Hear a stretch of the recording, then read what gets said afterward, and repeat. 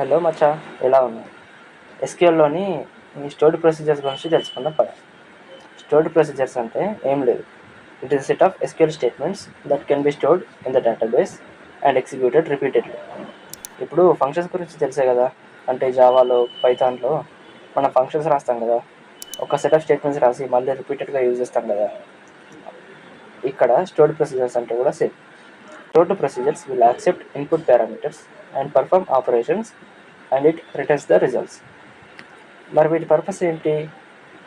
Reusability, right once, use multiple times, and security, provides controlled access to data and performance కూడా.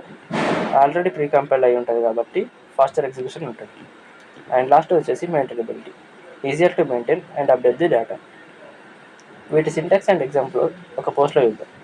Topic అర్థమైతే like చేసి మీ ఫ్రెండ్స్తో share చేయు.